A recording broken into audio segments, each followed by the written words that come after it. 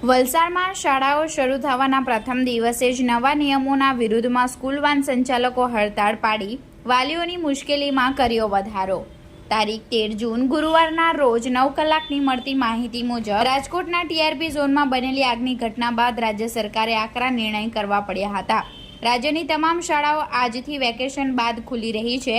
School van સંચાલકો સામે RTO દ્વારા નવા નિયમો અંકુશ લગાવવામાં આવતા સ્કૂલ વાન સંચાલકોમાં નારાજગી જોવા મળી હતી।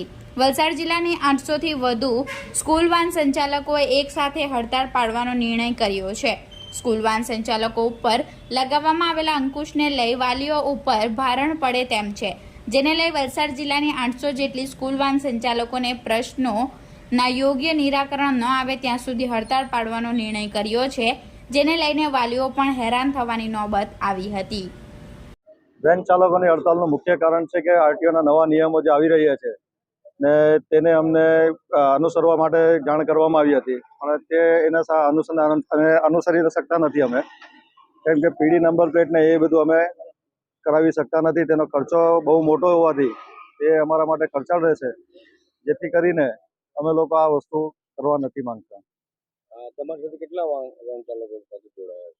અમારા સાથે વેન ચાલકોમાં વલસાડ છે, પારડી છે, વાપીવાલા પણ છે।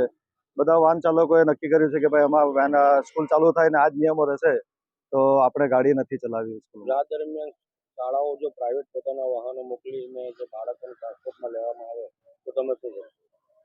અત્યારે તો હાલમાં જે સ્કૂલોમાં બસ છે તે લોકો તો કન્ટિન્યુ બસ મોકલાવી જ છે આજે, એમાં અમને કોઈ તકલીફ નથી।